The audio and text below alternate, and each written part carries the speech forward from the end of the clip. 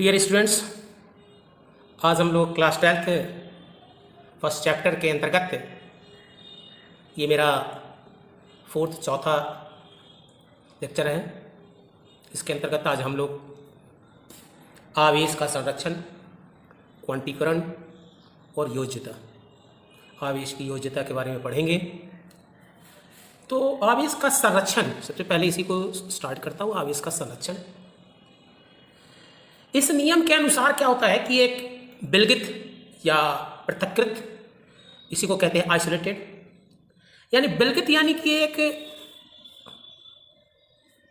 अलग थलग, जिसको बाहर से कोई मतलब नहीं है, पृथक्कृत अलग से रखा हुआ है। तो उसमें जो कुल ऊर्जा होते हैं, अगर इसमें ऊर्जा है, आवेश है, तो वो आवेश कैसे रहेंगे? संरक्षित रहेंगे। यानी इसमें जितने भी आवेश हैं, जितने भी धन आवेश है, ऋण आवेश है, इनका बीज गणितीय योग जो है, बीजीय योग का मतलब अर्थमेटिक्स, उसकी दिशा से मतलब नहीं है, सदिश योग क्या होता है? सदैव नियत होता है। यानी कि इसमें न तो आवेश उत्पन्न होता है और न ही नष्ट होता है।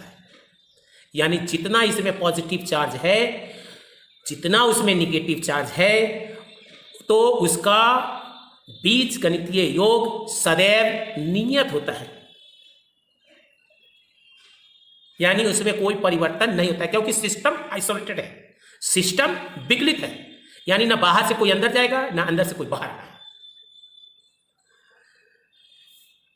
तो इस प्रकार से ना तो यहां कुछ उत्पन्न होता है, ना तो यहां कुछ नष्ट होता है।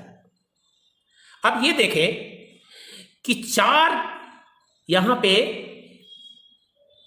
गैम्बलर को एक कमरे में रख दिया जाए, सबके पास पैसे हैं, वहां पे उसने गेम खेला, किसी ने जीता, किसी ने हारा, लेकिन इसमें से ना तो कोई बाहर गया, ना तो कोई अंदर गया।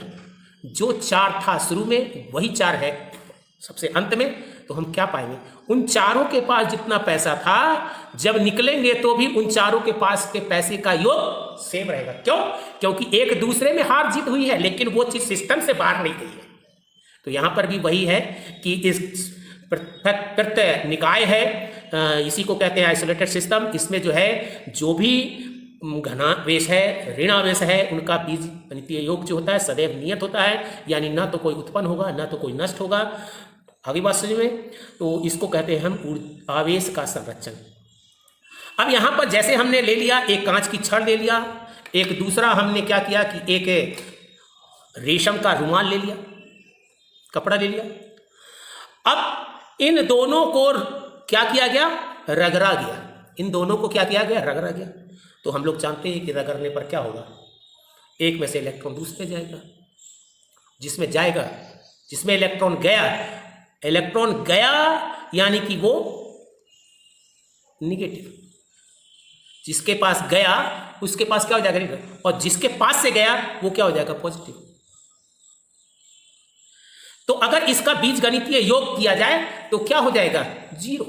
जितना दिया उतना ही लिया, जितना आवेश इसने दिया उतना ही इसने लिया। तो बीज गणितीय योग कितना है? जीरो। और शुरू में भी कोई आवेश नहीं था, जीरो। यानी ये कैसा हो गया सिस्टम? ये सिस्टम हो गया ऊर्जा का संरक्षण। तो ऊर्जा का संरक्षण का नियम जो है, आवेश के संरक्षण का जो नियम है, वो ऊर्जा के संरक्षण के नियम के समान ही सभी परिस्थिति में लागू होता है। अब ये तो है आवेश के संरक्षण, अब हम ऊर्जा के संरक्षण। तो इसमें क्या होता है कि ऊर्जा का संरक्षण कैसे होता है? ना तो ऊर्जा उत्पन्न होती है, ना तो ऊर्जा नष्ट होती है, सिर्फ वो अपना रूपांतरण होती है। जैसे हमने 11th क्लास में पढ़ा था कि स्वतंत्रता पूर्वक अगर किसी वस्तु को गिराया जाए तो उसके पथ में किसी भी बिंदु पर जो ऊर्जा होगी, यानी जो कुल ऊर्जा होगी, वो क्या होगी? नियत होगी। अब यहां पे कौन कौन सी ऊर्जा थी?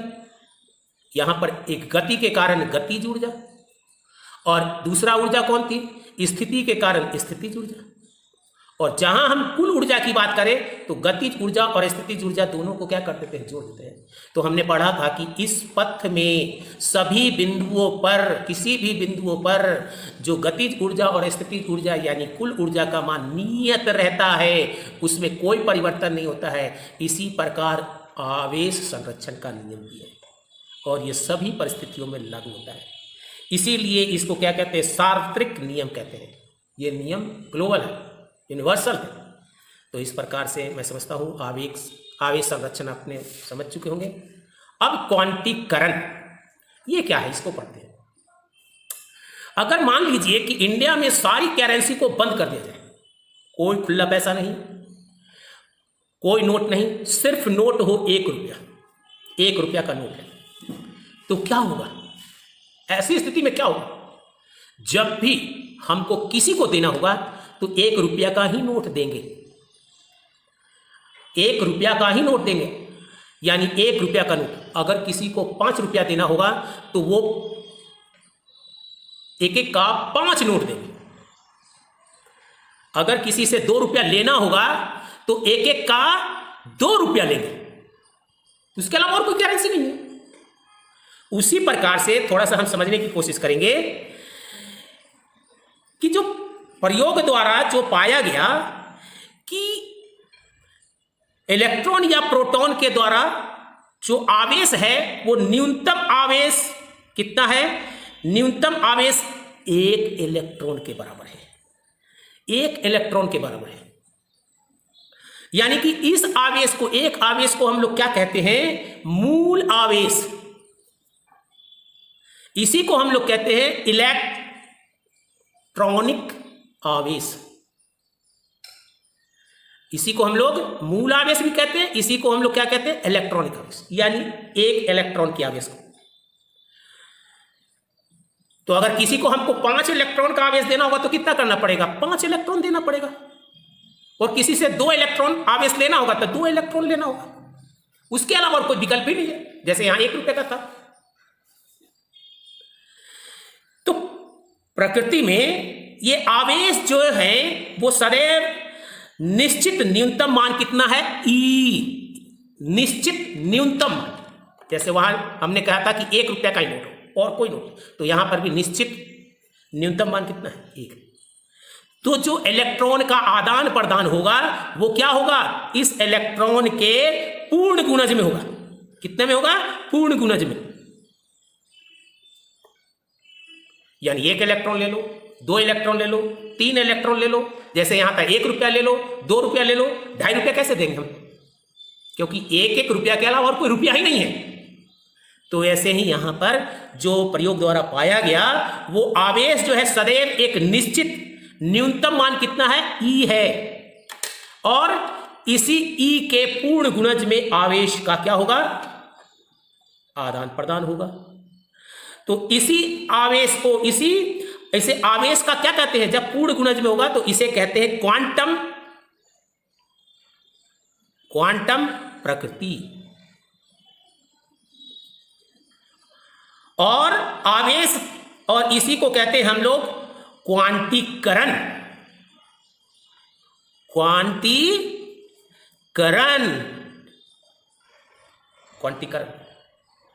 तो इसका मतलब 1 इलेक्ट्रॉन में आपने पूर्ण गुणज से आपने क्या किया है? गुना किया है। तो क्वांटीकरण के नियम के अनुसार क्या हो जाएगा? इसके अनुसार हो जाएगा ये आवेश बराबर plus minus N E, 1 electron. और ये एन क्या है? ये एन है पूर्ण संख्या, चाहे वो 1 हो सकता है, 2 हो सकता है, 3 हो सकता है, एंड सो ऑन, कुछ भी हो सकता है। और ये प्लस माइनस आपको बता दिया धन आवेश और माइनस बता दिया ऋण आवेश। तो इस प्रकार से कोई भी वस्तु को यदि आवेशित करेंगे तो उसमें या तो 1 इलेक्ट्रॉन जाएगा, या तो 2 इलेक्ट्रॉन जाएगा, या तो 3 इलेक्ट्रॉन जाएगा, या 1 इलेक्ट्रॉन निकलेगा, 2 इलेक्ट्रॉन निकलेगा, 3 इलेक्ट्रॉन निकलेगा। कभी भी फ्रैक्शन में नहीं निकलेगा 2.5 इलेक्ट्रॉन निकल गया, 2.25 इलेक्ट्रॉन निकल गया, ऐसा कभी नहीं होगा। इसलिए आपको क्या होगा? आपको 1 इलेक्ट्रॉन हो सकता है, वो पॉजिटिव का भी हो सकता है, निगेटिव का भी हो सकता है।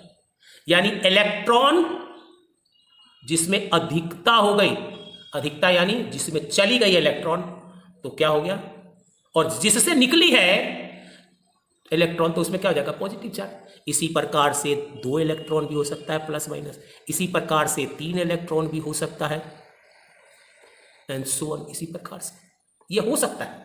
लेकिन अगर हम कहें ऐसा भाई, कैसा, 1/2 इलेक्ट्रॉन, तो 1/2 इलेक्ट्रॉन, एक इलेक्ट्रॉन का टुकड़ा नहीं होगा, क्योंकि न्यूनतम बन गया है वो। जैसे यहां पर सरकार ने सिर्फ 1 ही रुपया चलाया था, तो अब हम 1 रुपया का आधा नहीं दे सकते हैं। या यूं कहें plus minus 2.5 electron, no, this is impossible, ये नहीं हो सकता।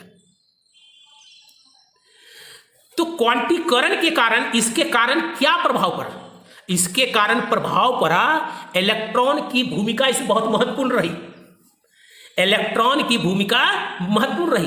अगर कहीं से निकल रहा है तो पूर्ण संख्या में निकलेगा, किसी में इलेक्ट्रॉन जा रहा है तो पूर्ण संख्या में जा रहा है, यानी पूर्ण संख्या के अलावा अपूर्ण संख्या में वो न तो निकल सकता है न तो किसी में जा सकता है। इसीलिए इसको हम लोग कहते हैं आवेश का क्वांटीकरण। और Q इज इक्वल टू क्या हो गया हमारा, प्लस माइनस Ne। अब हम पढ़ते हैं योज्यता, यानी आवेश की योज्यता, आवेश की योज्यता। अब ये आवेश की योज्यता, ये क्या है भाई, योज्यता मतलब एडिटिव, एडिटिव, एडिटिव। इसको इस तरह से कुछ समझते हैं कि एक बाल्टी है और हमारे पास 5 भैंस हैं, और इसने 1 लीटर दूध दिया और यहां डाल दिया 1 लीटर, इसने दिया 3 लीटर डाल दिया, इसने दिया 1 लीटर डाल दिया, इसने दिया 4 लीटर डाल दिया, इसने दिया 2 लीटर डाल दिया। कितने दूध हो गए, 4 और 2 6, 1 7, 7 3 10 और 1 11, 5 2 7, 7 3 10 11। यानी योज्यता, एडिटिव, ऐड करते गए, ऐड करते गए, और सभी को ऐड करते हुए कहां लाए हैं, इसी सिस्टम में, इसी बाल्टी में, कोई दूसरा बाल्टी में नहीं रखे हैं। ऐसा नहीं किया कि 2 भैंस का पानी इस, 2 दूध इसमें और 3 भैंस का दूध इसमें, एक ही सिस्टम में रखा। इसी प्रकार किसी सिस्टम में जितने भी, इसके विभिन्न भाग में जितने भी आवेश होंगे उन सबको हम लोग क्या करेंगे, बीज गणितीय योग कर देंगे।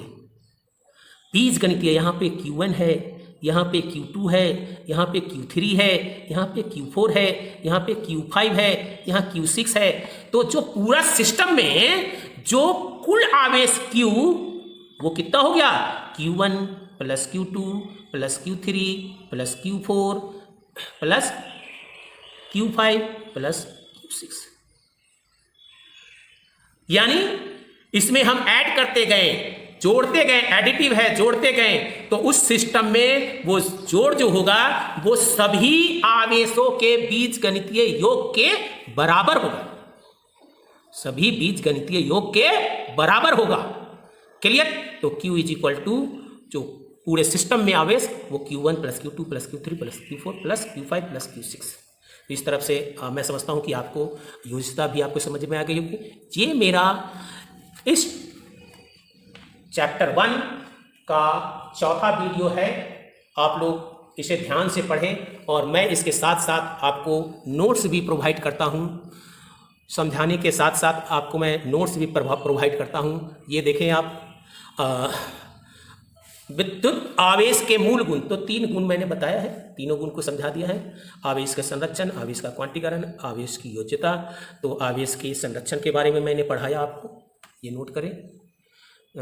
ये आपको क्वांटीकरण भी है लास्ट में, इसे भी आप जो है वीडियो को पॉज कर करके आराम से लिख सकते हैं। भाई मैं बहुत मेहनत करके आप लोगों के लिए तैयार कर रहा हूँ। आप लोग इस वीडियो को शेयर और लाइक अवश्य किया करें।